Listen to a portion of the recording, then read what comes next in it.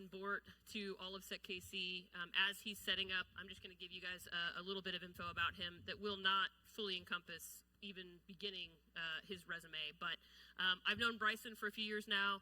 He is a big deal in the industry, particularly in industrial control systems. He owns several companies, is a founder, a West Point grad, a vet, and he's done many important things in our industry. So we're honored for him to come talk about AI. In particular, I think you'll find his voice to be very reasonable in the realm of not claiming that the sky is falling in, but an actual practitioner that's been doing this for a very long time who has seen patterns that are now reemerging. So I'm very excited. Please, everybody give it up for Bryson.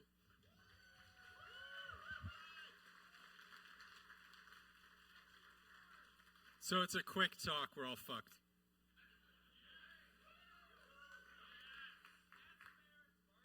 Who's seen a security talk before? Have you noticed the pattern? Everything sucks. We're all on fire. We're all going to die. And then here's something cool about it, but you're still going to die. I promise we will end this on a positive note. Do you know how I learned this lesson? Let me share a little story from the hacker world going into the real world. It's 2016, and up on the Upper Peninsula of Michigan is where all of the automotive executives from the big three vacation. They all have their second homes there along the UPA, along the lake. And they have their own conference, which is meant around all the executives bring their families, and it's that kind of atmosphere. And they invited me to come and speak about car hacking.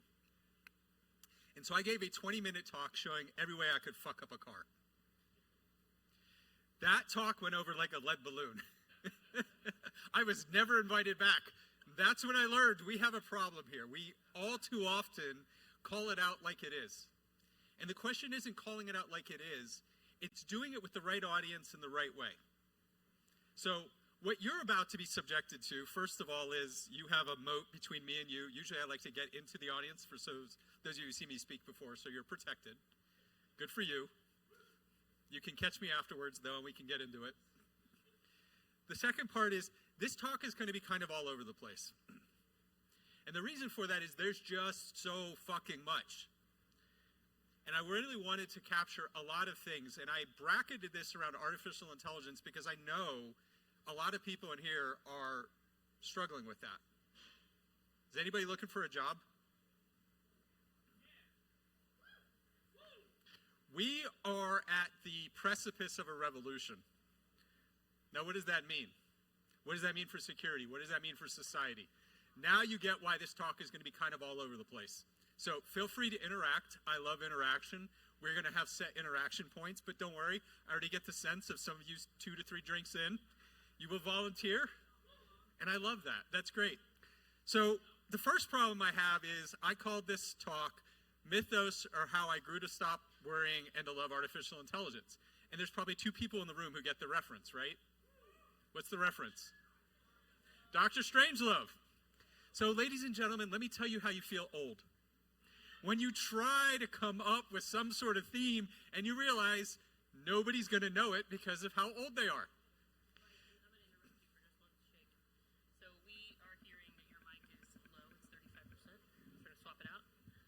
I also want to mention that every first-time speaker at SecKC gets to do a shot. So I brought you your shot, which will help the rest of your talk. And now you have a fully charged mic. So you see how I did that? What is the shot? I mean, don't worry about it. Traditionally, it's Jaeger. Yay, Bryson. All right, please continue. Sorry. If you actually want to see where I first became famous in the hacker community, I was the last talk at the last DerbyCon ever, and I got iced in the middle of my talk. For those of you who don't know what icing is, because again, age, imagine a 120-degree Smirnoff Ice. And I turned it into a performance. You can go and Google it. All right, skipping on from this, let's get into this shit. So I do a bunch of things. I was a former Army officer. I actually was the advanced persistent threat at one point. I ran that team. From there, I founded a company called Grim, which does regular penetration testing. We did a gig with Target, yes, the retailer. I'm a part of that story. They asked me to build them an alternative to Cobalt Strike, which is what my full-time job is I came up with a post-access modular malware platform that anybody can run called Scythe. And then if you're at DEF CON,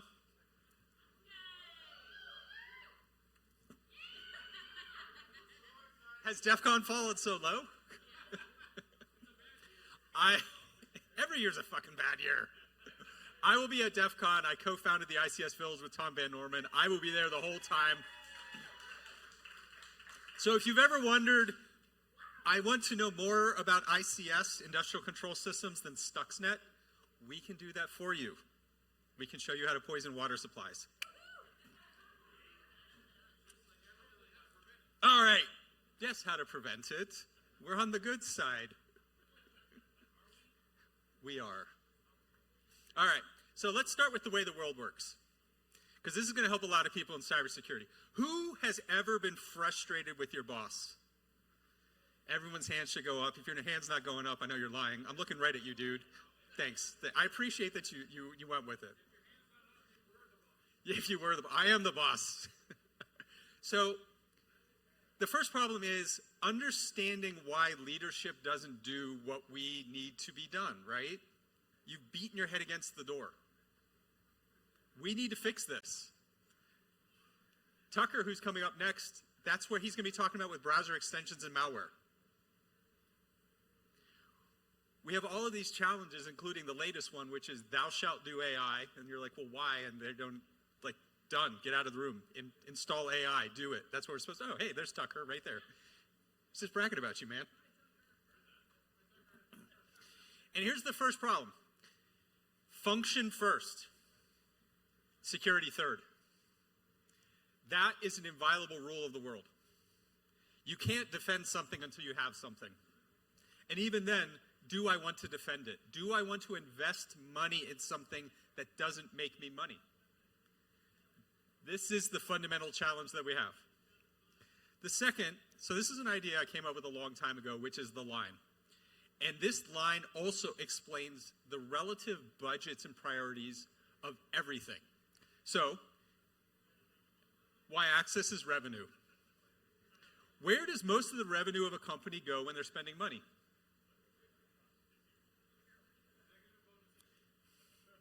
Where does the money go?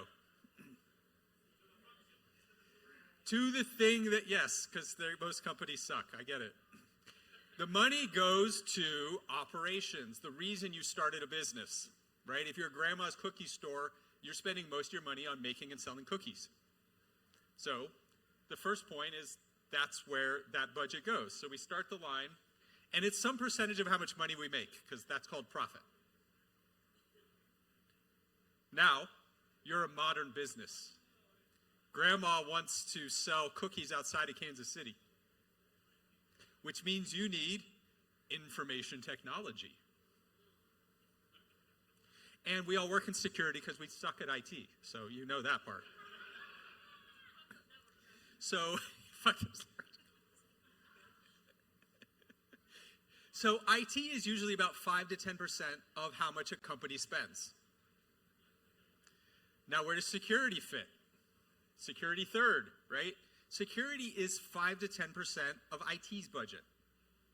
Do the math. This is where we fit in the priorities, and we always will. Now, some of the variance is going to be based on your vertical. If you're in finance, you get more. If you're in manufacturing or healthcare, you don't have a budget. You are it. You are the one guy or gal. It's you. That's it. So, two truths in cybersecurity. Did you realize that cybersecurity is mostly people?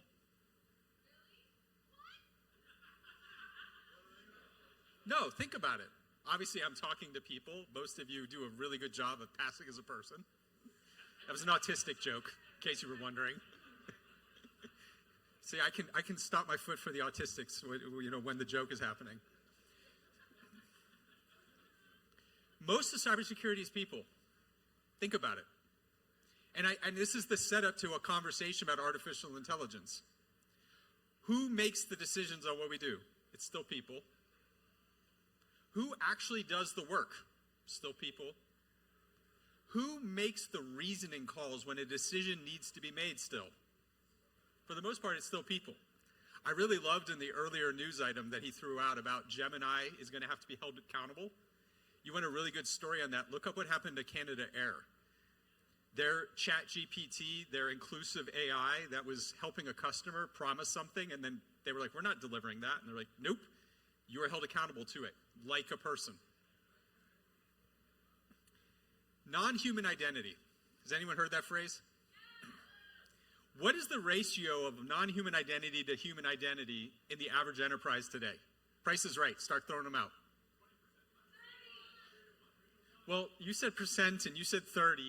And like, I feel like we're talking. So 20% I'm going to guess is 1 to 5, 30 to 1, 1 to 4. Well, that would be 25%. Third. The average enterprise is anywhere from 45 to 75 non-human identities to human identities.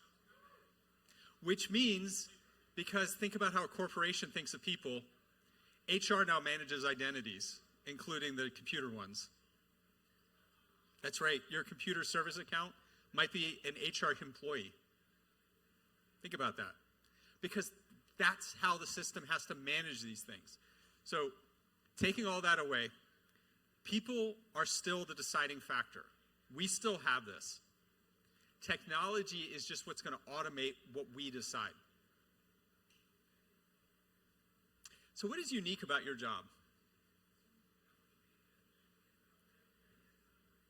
This is the only profession I know where you wake up and you are fighting a military or an intelligence organization every single day.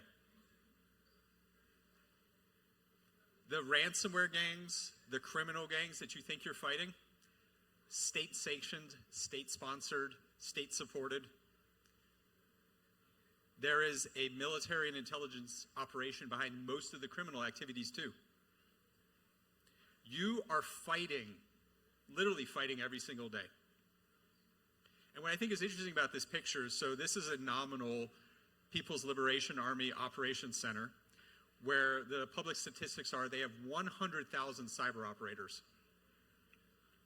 You're up against 100,000 plus Chinese soldiers every single day. That's what we're facing. Now, what I think is interesting about this picture in the context of this talk, since it's an artificial intelligence talk, is what if you flip the idea of the person looking at the computer, and it's now the computer looking at the person because of artificial intelligence and the decisions that they're making.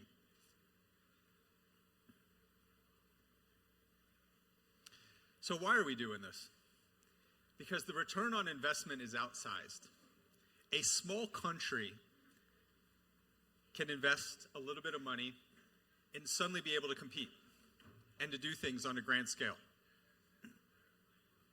Did you know that Vietnam is a cyber power?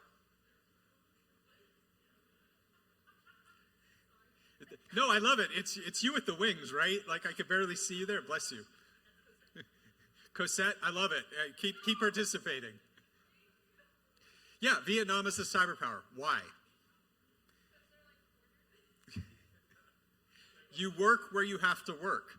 And if you were to wear this, I don't know if this has showed up in one of the news segments, Vietnam has been trying to bring a car to the United States. If you want to buy a Vietnamese car, it's coming. But because, how many blesses do you want? All right. Was it the shot? Everyone's allergic to Jaeger. Again, definition of age, you become more allergic to Jaeger as you get older. So Vietnam became a power because manufacturing went to China, and then China got expensive, so they started looking for alternatives to manufacturing. So a bunch of automotive manufacturing moved to Vietnam. And if you aren't aware, this is Keith Alexander's quote. He was a former director of NSA. He said, "What the Chinese have done to the United States is the greatest transfer of wealth in the history of humankind. The amount that they have stolen is like a civilization's worth of research and development." Well, the reason they were able to do that was cyber. right? We put everything, again, back into IT. We put all of our data, we do all of our business there. It's a great target.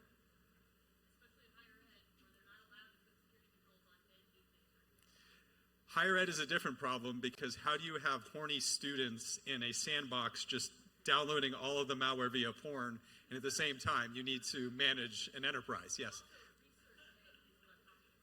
Oh, well, sure, that's research.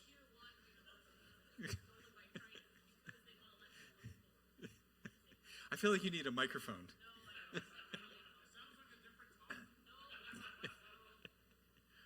All right, so let's start pivoting into offense. Who's heard of MITRE ATT&CK?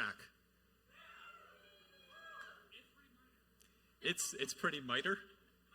Minor. What does that mean? What? MITRE ATT&CK.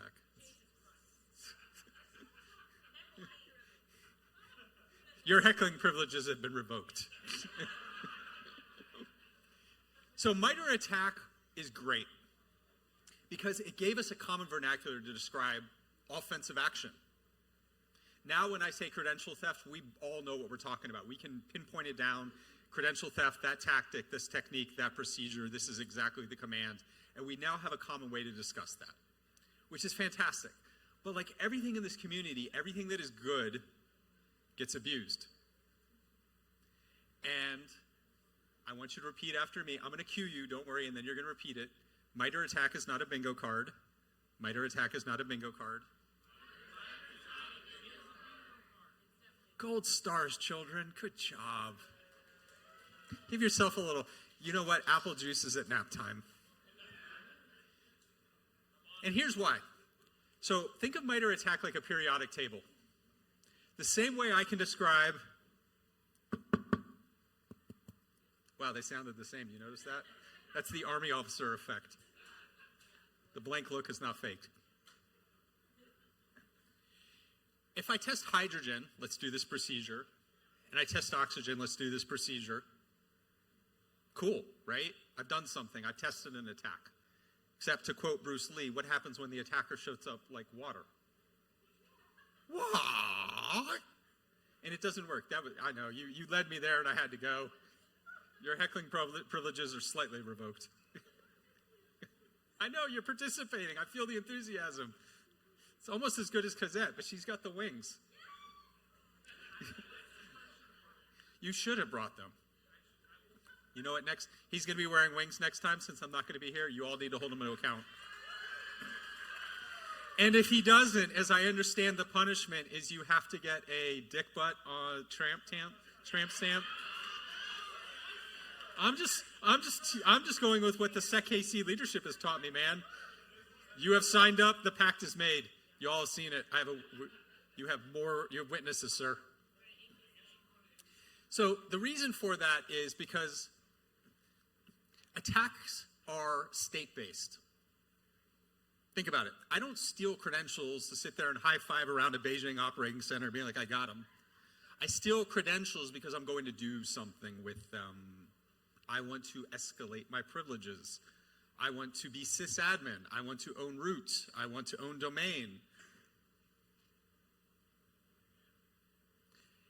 And the preventions and detections that are going to catch me look different because what I look like, the traffic I'm sending, the commands I'm sending look different. So this is why it's not a bingo card, is you have to look at them together. So I came up with my own model. I call it BAM, Bryson's attack model. BAM! Spice Weasel. Futurama reference for those who didn't get that. So I wanted to simplify the discussion, right? So, and understand where we should focus our efforts. Reconnaissance. Y'all have seen Oceans 11, 12, 13. Sorry, ladies, Oceans 8.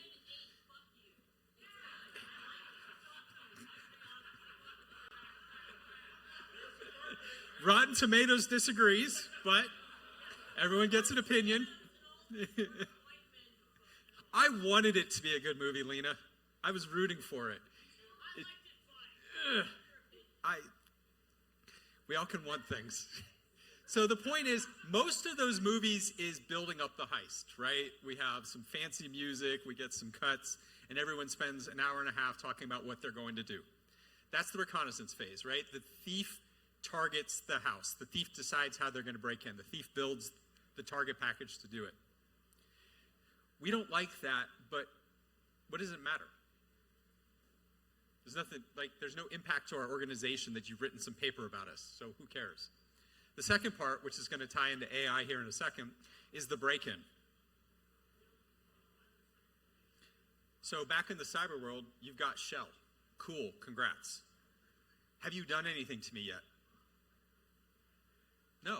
Just like the thief hasn't walked through the door that they've lockpicked, in the cyber world, they haven't done anything to you yet. And yet we as an industry are freaking out constantly about how do we stop them from getting in? Can you stop a determined adversary from getting in? Does anyone think otherwise? It's not possible. My favorite example is, you know the MGM hack that just happened the other year? Right? I love finance because they literally have they have the budgets of small countries. We're going to have cybersecurity, let's throw Rwanda at it. They do. And yet they got hacked by some teenagers who called the help desk and were like, yo, give me some creds. And they got creds. And we're going to talk about this later because there's the debate whether it's vulnerabilities are the greatest way in or social engineering is the greatest way in. Who cares? Why not both? Exactly. You've got like 3 of my slides right there in that comment. Why not both? Because it doesn't fucking matter. It's once they're in. Once they cross the threshold and they're in your enterprise, that's what you care about. So if you've heard of the concept and risk exercises called assumed breach, this is why. You don't want just the tip.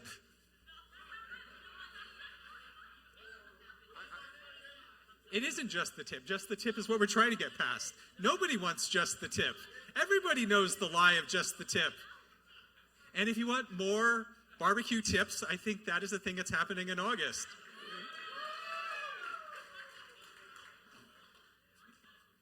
So actions and effects are what we care about. It's not that you got in, it's what you do with it. All right.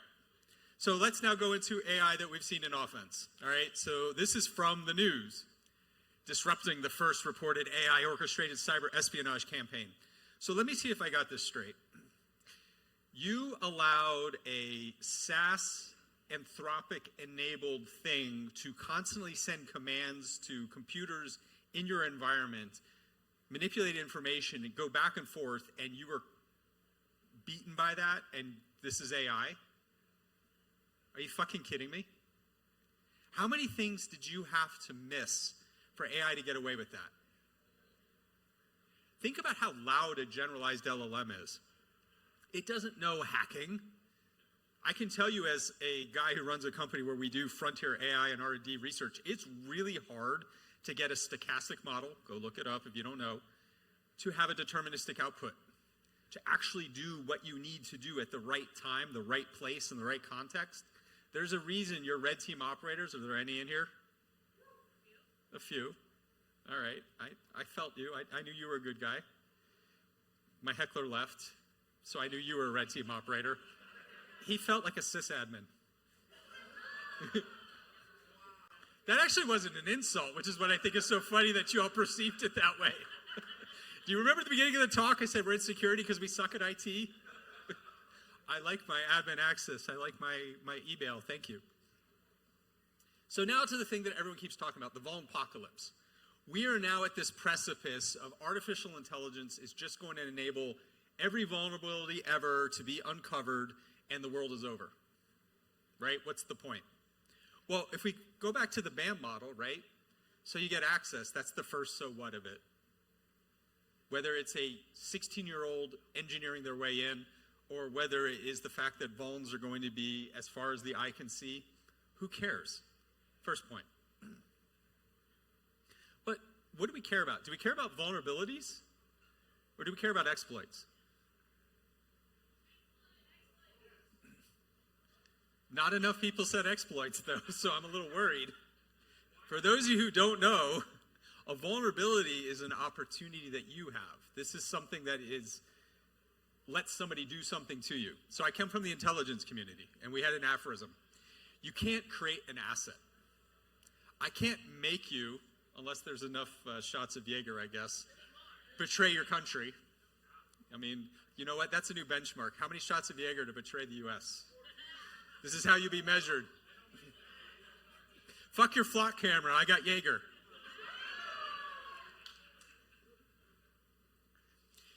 Somebody has to give you a vulnerability. They have to have a reason, right? I'm getting divorced. I got myself in debt. I have a drug problem, right? These are vulnerabilities. The exploit is the thing that goes and says, hello, I'm going to do something with that. I guess it's more like that down there. That was honeypot reference. So we don't care about vulns, we care about exploits, which is more work. So it isn't just finding a problem, it's doing something with it. Meanwhile, we have big tech and all the venture capital folks pouring money into this space. Like I said earlier, your management's making you do AI whether you want to or not, or whether there's even a strategy for it or not too. Has anyone experienced that? Thou shalt AI. Why? Because AI told me to. Claude said this was a good strategy. I know it's true. I've actually seen business executives use Claude to like make their strategy, and I'm just like, what's your job? I feel like I'm in Office Space. My job is to take the requirements from the AI to the customers. I'm a people person. So let's summarize what AI means today. The only thing that we're experiencing is a revolution in knowledge management. I have made unstructured data and analysis of unstructured data easier to find. Thumbs up. At some point, we will have the agentic revolution. We will have autonomous decision making. Now, from my experience in talking with enterprises, nobody has a risk appetite before 2027 to start to implement that level for the big companies. So, and this is, it's not like there aren't going to be outliers that do it earlier, but for the most part, we're a year away from AI making autonomous decisions in the environment. God help us all. This picture is, I gave a keynote at ISC Squared World Congress in 2022. They asked me to speak about artificial intelligence, and I actually got up on stage in a unicorn, full unicorn getup. I had to get this cleared by leadership because they were so afraid of me doing it. So, to the fear of AI now. So we know it's coming. Will artificial intelligence take my job? So, first point, I think we're in a recession. Sad news, bad, sad trombone, anyone? We're in an economic recession. And companies are using artificial intelligence as an excuse to lay off people. So, first of all, it's not actually the technology that's doing it. They're using the excuse of the technology to drive it. But the numbers are actually pretty good. When we look at the job market, courtesy of Harvard Business School, they note that what they're seeing is a shift from, if you're a junior, it's getting a lot more difficult because juniors usually are facing places that can be more easily automated. And jobs that require more critical thinking are the ones that are going up, but they're even. So it's flat in the market right now. That's the good news. There's the study. So who's heard of the racist soap dispenser? Fact of hand went up. Well, I'm glad you've seen one of my talks. You can Google this. Don't worry, DHS and ICE aren't going to come for you.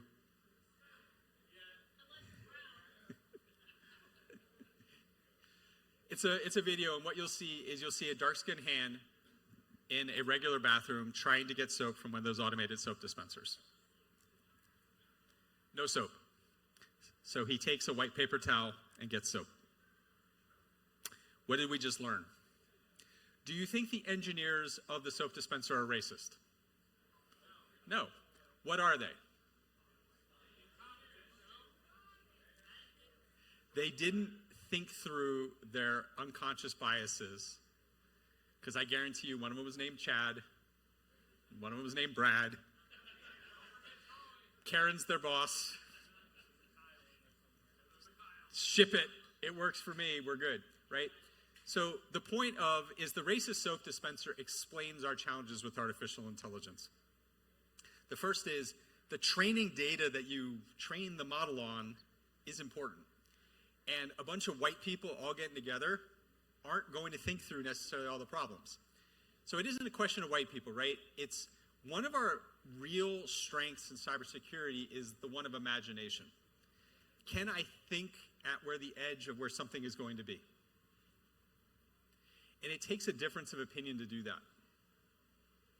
Your different experiences, who you are, having a real variety, and more importantly than just having them in the room, having the safety to speak and share those voices, that's the trick. Because that's going to be where those decisions are made that we then have to live with. So for the racist soap dispenser with artificial intelligence, what's the training data? Is it comprehensive enough to make sure that the platform performs? The second, this thing is going to learn on the job. And I don't know if you've looked in the mirror, but a lot of us really like to fuck with robots. So people, including employees, are going to fuck with your AI. We're not even talking the hacking perspective of someone maliciously trying to get an AI to do something. So you need to be prepared for, while somebody not getting soap in a bathroom isn't a big deal, what could be the consequences of that AI-trained product that you've pushed into prod, and where does it go? Where do you put the human back in the loop to understand where something has gotten out of tolerance so that someone doesn't get hurt or something else bad doesn't happen? Again, it's going to keep coming back to people. AI does not exist without people. And it is up to us to properly educate and design that. And you're welcome. The racist soap dispenser is a 30-second story that any leadership anywhere is going to get and understand the requirements and what you need to do to implement it. So what's the difference between AI and a calculator? When we went to school, remember when calculators were like a big thing? Sorry, I say that, and I presume everybody's 5,000 years old like me.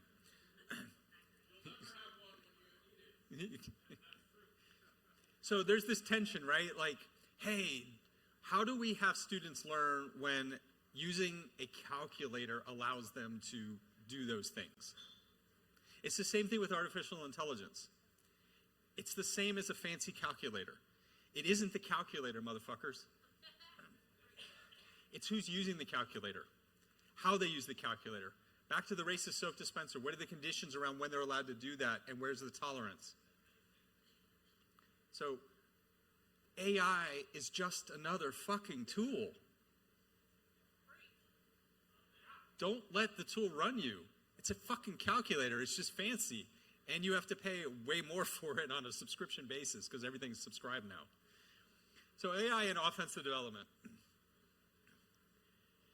I'm sure you all have seen by this point a number of the dashboards and the screens of all the AI shit.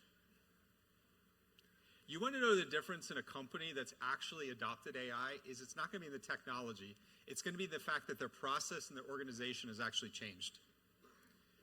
So think about it. Who's familiar with agile development? Who's actually seen agile development work the way it's supposed to? Everyone put your hands down. There's no fucking way. I've been doing this too long. Nobody does agile, right? We just call it agile, and it's really the waterfall method. I'm not wrong. I wish I wasn't. So we all keep pretending. But with AI, the rate of the development speed can be that fast with the right person holding that calculator. And so what I've learned is you're going to have to step up the other functions to the same speed. The old approach of, like, let's define the quality things that we're going to ignore at the end and ship it anyway, those now need to be done at the same speed as your development. So whatever that sprint cycle was that you had before now needs to tie product, engineering, and quality at the same time to be able to deliver that output. Yeah, I'm running over time. I'm going to finish up.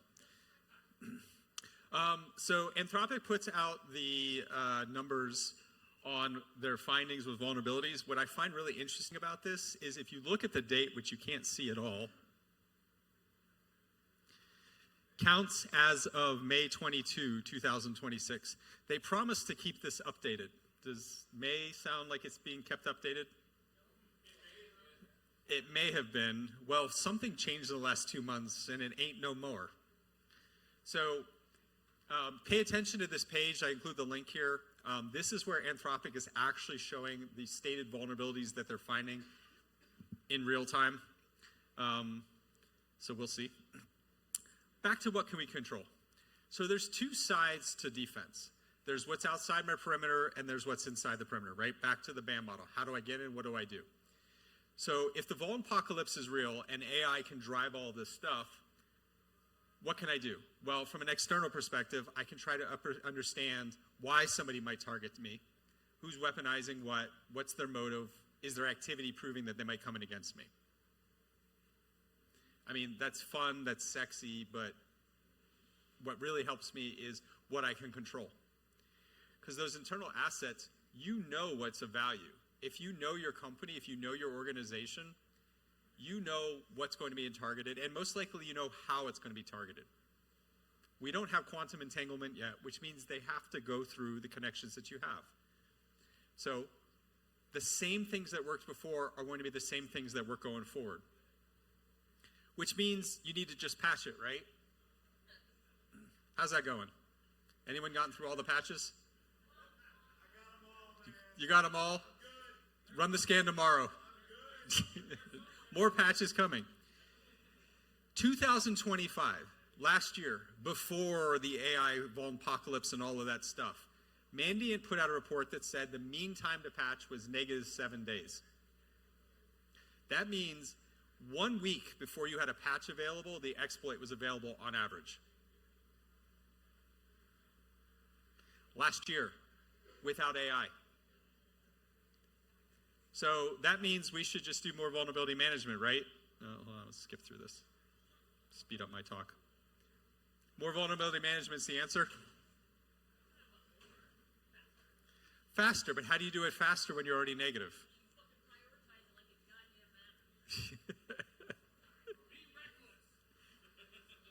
So I love this graphic.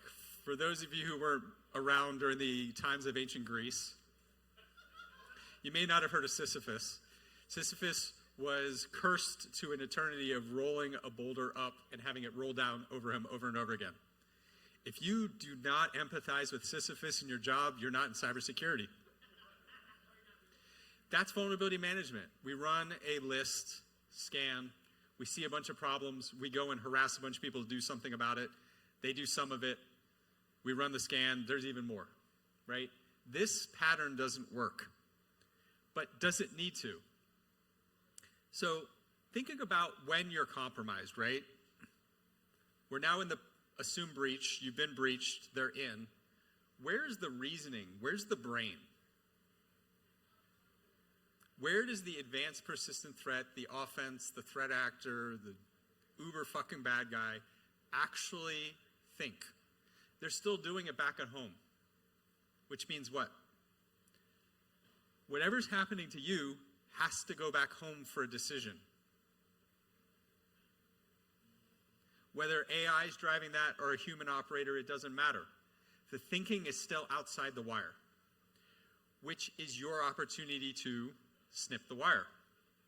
That's where you can get them. That hasn't changed. The same way that malware has worked for decades is still the same way that it is going to work in the near future with artificial intelligence. Now, we can have a very long debate for those who want to get into small language models operating inside of memory space only. But for now, this is it. Which means our two approaches are, how do I build protections to stop things that are going to fail? And more importantly, how do I invest in detection and response? Because those activities, considering they have to get back to where their reasoning engine is where I can see them and catch them. So why this works is because the burdens of command and control are still going to be outside the perimeter. So you can still always have a vote. You get to decide. If you do the right pre-work to focusing on catching them there, you will be able to do it, whether it's AI or not. So in summary, some things you can do: AI on defense, attack path analysis, go there before they do. Like I said, if you know yourself, you know where they're going to go, and you're going to know how they're going to go there. That's something you can model beforehand. Like I said, that reasoning engine of where they still have to communicate for the command and control is the part that you have them when they go there. Preventative and detective controls, no surprise. Alert prioritization. I'm so sorry for any of you who have ever been a tier 1 analyst in a SOC. You are fighting a system, you are fighting a tool where nobody cares. You spend most of your time, it's like being a security guard in a mall. You sit there overnight and go, might something happen? I don't know. This is a good time to study for college. Get a new cert. Get another cert. One area that I think is going to be really promising with AI is deception technology, because AI is not going to be smart. It's going to more likely fall for honeypots and deception technology and canaries that you put out there. So I think this is another area where defense is going to have an even better advantage with something they've already been using. And then finally, continual reporting, because, I need to say that. So for those of you looking for more of my stuff, I do free monthly training with Scythe. I also teach with IANS, so I'm at different cities.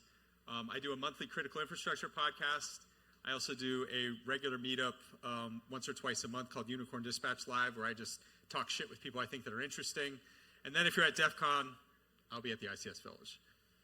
Thank you.